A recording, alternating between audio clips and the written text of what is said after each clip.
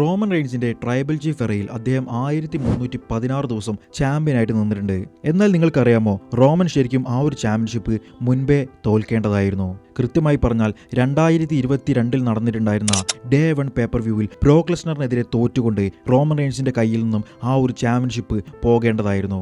എന്നാൽ COVID-19 Roman റെയിൻസിന് വന്നത് പ്രകാരം റോമന്റെ കയ്യിൽ നിന്നും ആ ഒരു ചാമ്പ്യൻഷിപ്പ് പോകാതിരിക്കുകയും അതുപ്രകാരം ഒരുപാട് ചേഞ്ചുകളെല്ലാം തന്നെ WWE ഉണ്ടാവുകയും ചെയ്തു. അതായത് ബിഗിക്ക് ഇഞ്ചുറി പറ്റി, കോഡി റോഡ്സ് എന്ന് പറഞ്ഞിട്ടുള്ള വലിയൊരു താരം അവിടേക്ക് വന്നു, റോക്കിന്റെ ഫൈനൽ ബോസ് എന്ന് പറഞ്ഞിട്ടുള്ള കിഡിലൻ ക്യാരക്ടർ നമ്മൾ കണ്ടു, 1316 ദിവസത്തെ ഒരു വൻ ലെവലിലുള്ള ചാമ്പ്യൻഷിപ്പ് റെയിൻ നമ്മൾ കണ്ടു. അങ്ങനെയുള്ള ഒരുപാട് കാര്യങ്ങളെല്ലാം തന്നെ റോമൻ റെയിൻസിന്റെ ഒരൊറ്റ COVID-19 കൊണ്ട് കിട്ടിയതാണ്. അപ്പോൾ ഇതുപോലെയുള്ള ബട്ടർഫ്ലൈ എഫക്റ്റുകളാണ് നമ്മൾ ഇന്നത്തെ വീഡിയോയിലൂടെ നോക്കാൻ വേണ്ടി പോകുന്നത്. WWEയിലെ butterfly effects. Welcome to wrestling Malayalam. Video എവിടെയെങ്കിലും വെച്ച് ഇഷ്ടപ്പെടുകയാണെങ്കിൽ അവിടെ വെച്ചൊന്ന് ലൈക്ക് ചെയ്തേക്കണേ.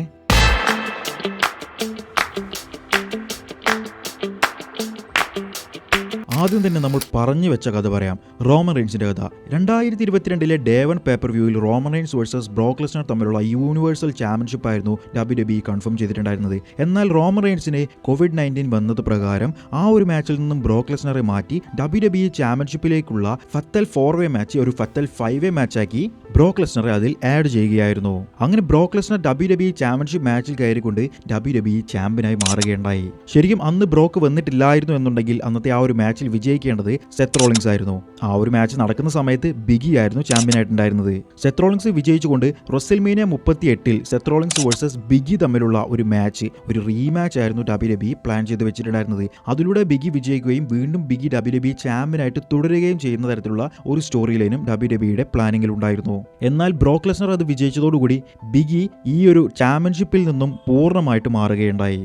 അങ്ങനെയാണ് ബിഗി വീണ്ടും തൻ്റെ ടാഗ് ടീമായിട്ടുള്ള ന്യൂ ഡേയുടെ കൂടെ പോയിട്ടുണ്ടായിരുന്നതും. അങ്ങനെ ന്യൂ ഡേയുടെ കൂടെ മത്സരിച്ച സമയത്താണ് അദ്ദേഹത്തിൻ്റെ കരിയർ തന്നെ അവസാനിപ്പിച്ചിട്ടുണ്ടായിരുന്ന ഒരു ഇഞ്ചുറി പറ്റിയിട്ടുണ്ടായിരുന്നതും. അതുപോലെ മറ്റൊരിടത്ത് റോമൻ റെയിൻസ് അങ്ങനെ COVID-19 വന്നതുകൊണ്ട് WWEയിൽ നിന്നും ഒരു ബ്രേക്ക് എടുത്തതുകൊണ്ട് മാത്രമാണ് അദ്ദേഹത്തിൻ്റെ റെയിൻ റെസ്ൽമേനിയ 38 അവസാനിക്കാതെ 39 അവസാനിക്കാതെ റെസ്ൽമേനിയ 40 വരെ എത്തിയിട്ടുണ്ടായിരുന്നത്. കോഡി റോഡ്സിന്റെ കിഡിലൻ സ്റ്റോറി ലൈനും റോക്കിന്റെ ഫൈനൽ ബോസ് എന്ന കിഡിലൻ ക്യാരക്ടറും എല്ലാം തന്നെ ആ ഒരൊറ്റ COVID-19 കൊണ്ട് മാത്രം വന്നതായിരുന്നു.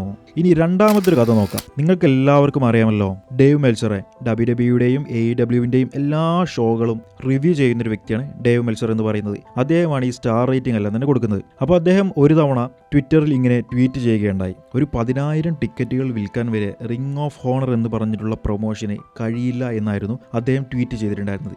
ഇതിന് പ്രതികരണമായിട്ട് WWEയിൽ നിന്നും അക്കാലത്ത് പോയിട്ടുണ്ടായിരുന്ന കോഡി റോഡ്സും അദ്ദേഹത്തിന്റെ കുറച്ച് കൂട്ടുകാരൻ ചേർന്നുകൊണ്ട് ഓൾ ഇൻ എന്ന് പറഞ്ഞിട്ടുള്ള ഒരു ഷോ സംഘടിപ്പിക്കുകയുണ്ടായി. ആ ഒരൊറ്റ ഷോയിലൂടെ വൻ വിജയമായിരുന്നു ഉണ്ടായിരുന്നത്. ഫാൻസ് മുഴുവൻ ആ ഒരു ഷോ കാണാൻ വേണ്ടി വന്നു. 10,000-ന് മുകളിൽ ടിക്കറ്റുകൾ ആ ഒരൊറ്റ ഷോയിൽ വിറ്റുപോവുകയുണ്ടായി. ഈ ഒരൊറ്റ വിജയം ടോണി ഖാൻ എന്ന് പറഞ്ഞിട്ടുള്ള വലിയ പണക്കാരനെ ആകർഷിപ്പിക്കുകയും അദ്ദേഹം ഓൾ എലൈറ്റ് റെസ്ലിംഗ് അഥവാ AEW രൂപീകരിക്കാൻ കാരണവുമായിട്ടുണ്ടായിരുന്നത്. ഡേവ് മെൽസറിന്റെ ഒരൊറ്റ ട്വീറ്റ് കൊണ്ടാണ് AEW എന്ന് പറഞ്ഞിട്ടുള്ള ഒരു കമ്പനി തന്നെ ഉണ്ടായിട്ടുള്ളത്.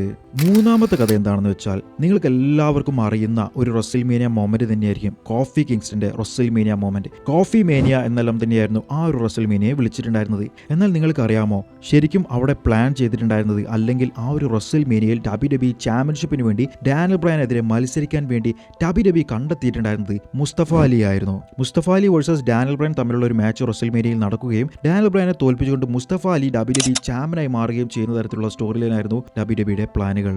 എന്നാൽ മുസ്തഫ അലിക്ക് കറക്റ്റ് സമയത്ത് വെച്ച് ഒരു പരിക്ക് പറ്റി. ആ പരിക്കിന് പകരക്കാരനായിട്ട് കോഫി കിങ്സ്റ്റൺ വരികയുണ്ടായി. കോഫിയുടെ പെർഫോമൻസ് പ്രകാരം ഫാൻസ് മുഴുവൻ പറയുകയുണ്ടായി, വി വാണ്ട് കോഫി. അങ്ങനെ കോഫി കിങ്സ്റ്റൺ ഡാനിയൽ ബ്രയനെതിരെ WWE ചാമ്പ്യൻഷിപ്പിന് വേണ്ടിയിട്ട് ഒരു ഓപ്പർച്യൂണിറ്റി കിട്ടുകയുണ്ടായി. അതിൽ കോഫി കിങ്സ്റ്റൺ വിജയിച്ചുകൊണ്ട് ഒരു വൻ ലെവലിലുള്ള റെസ്ൽമേനിയ മൊമെന്റ് തന്നെയായിരുന്നു അവിടെ ക്രിയേറ്റ് ചെയ്തിട്ടുണ്ടായിരുന്നത്. അതുപോലെ അടുത്തൊരു കഥ എന്താണെന്ന് വെച്ചാൽ, 2014 ഡാനിയൽ ബ്രയന്റെ ഒരു സ്റ്റോറി ഉണ്ടായിരുന്നു. അതായത് ഡാനിയൽ ബ്രയൻ WWE ചാമ്പ്യനായിട്ട് റെസ്ൽമേനിയ 30 മാറിയിട്ടുണ്ടായിരുന്ന, ഡബിൾ ചാമ്പ്യനായി മാറിയിട്ടുണ്ടായിരുന്ന ഒരു സ്റ്റോറി ലൈൻ, അണ്ടർഡോഗിൽ നിന്നും ഒരു വലിയ താരമായിട്ടുണ്ടായിരുന്ന സ്റ്റോറി ലൈൻ. ഇതിന്റെ മുഴുവൻ കഥ ഞാൻ തന്നെ ചെയ്തിട്ടുണ്ട്. വേണ്ടവർ താഴെ ഡിസ്ക്രിപ്ഷനിൽ ലിങ്ക് കൊടുത്തിട്ടുണ്ടായിരിക്കും, അതിൽ പോയി കാണാവുന്നതാണ്. അപ്പോൾ ഈ ഒരു യെസ് മൊമെന്റിലേക്ക് ഡാനിയൽ ബ്രയൻ എത്തിയിട്ടുണ്ടായിരുന്നത് CM പങ്കിന്റെ സ്പോട്ട് ഷോട്ടും കൊണ്ടായിരുന്നു. CM Punk versus triple H തമ്മിലുള്ള മാച്ചായിരുന്നു റെസ്ൽമേനിയ 30 ഉറപ്പിച്ചു വെച്ചിട്ടുണ്ടായിരുന്നത്. എന്നാൽ 2014 CM Punk WWE എന്ന് പറഞ്ഞിട്ടുള്ള കമ്പനി തന്നെ വിട്ടുപോവുകയുണ്ടായി. അതോടുകൂടി ട്രിപ്പിൾ എച്ചിന് എതിരാളികൾ ഇല്ലാതെയായി. അങ്ങനെയായിരുന്നു Daniel Brian versus triple H തമ്മിലുള്ള മാച്ച് റെസ്ൽമേനിയയുടെ തുടക്കത്തിൽ വെച്ചിട്ടുണ്ടായിരുന്നതും അതിൽ വിജയിക്കുന്ന വ്യക്തിക്ക് WWE ചാമ്പ്യൻഷിപ്പിന് വേണ്ടിയിട്ടുള്ള ഫൈനൽ മെയിൻ ഇവന്റ് മാച്ചിലേക്ക് ഒരു അവസരം കിട്ടുമെന്നുള്ളത് പറഞ്ഞിട്ടുണ്ടായിരുന്നതും. അങ്ങനെ ഡാനിയൽ ബ്രയൻ ട്രിപ്പിൾ എച്ചിന് എതിരെ മത്സരിച്ചു. ബാറ്റിസ്റ്റയ്ക്കും റാൻഡിക്കും എതിരെ ഫൈനൽ മാച്ചിൽ മത്സരിച്ചു. WWE വേൾഡ് ഹെവിവെയ്റ്റ് ചാമ്പ്യനായി മാറുകയും ചെയ്തു. ഇതിനെല്ലാം കാരണം CM Punk WWEയിൽ നിന്നും പോയത് മാത്രമാണ്. അടുത്തത് കുറച്ച് പഴയ കഥയാണ്. ബ്രെറ്റ് ഹാർട്ട് കാരണമാണ് സ്റ്റോൺ കോൾഡ് സ്റ്റീവ് ഓസ്റ്റിൻ എന്ന് പറഞ്ഞിട്ടുള്ള ഇത്രയും കിടിലനായിട്ടുള്ള ഒരു ക്യാരക്ടർ ഉണ്ടായതെന്ന് നിങ്ങൾക്കറിയാമോ? അതായത് 1997 WCWവിന്റെ ഓഫറിനൊപ്പം നിൽക്കാൻ വേണ്ടിയിട്ട് വിൻസ് മക്മാൻ സമ്മതിച്ചില്ല. അതോടുകൂടി ബ്രെറ്റ് ഹാർട്ട് WWEയിൽ നിന്നും പോവുകയാണെന്ന് പറയുകയുണ്ടായി. ബ്രെറ്റ് ഹാർട്ടിനെ തോൽപ്പിക്കാൻ വേണ്ടി മോൺട്രിയൽ സ്ക്രൂ ജോബ് എന്ന് പറഞ്ഞിട്ടുള്ള ഒരു വലിയ ചതി വിൻസ് മക്മാൻ ചെയ്തു.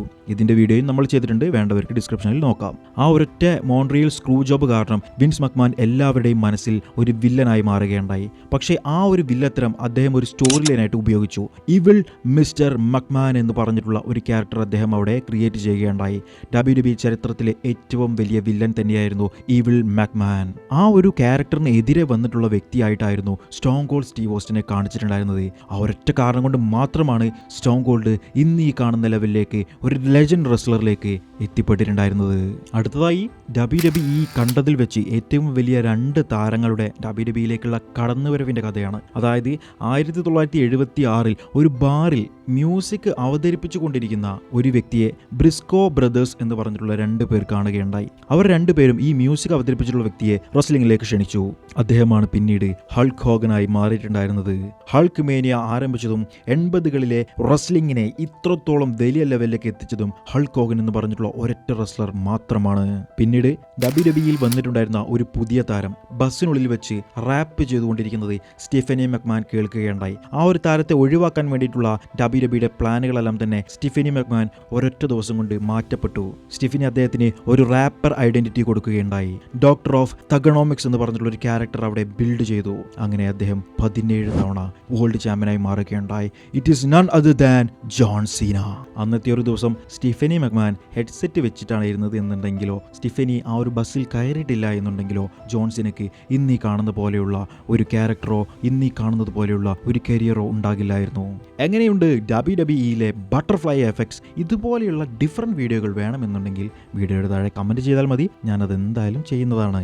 അപ്പോൾ അടുത്ത ആഴ്ച മറ്റേതെങ്കിലും അടിപൊളി വീഡിയോയുമായിട്ട് ഞാൻ വരാം. അതുവരേക്കും ബൈ ഗായ്സ്.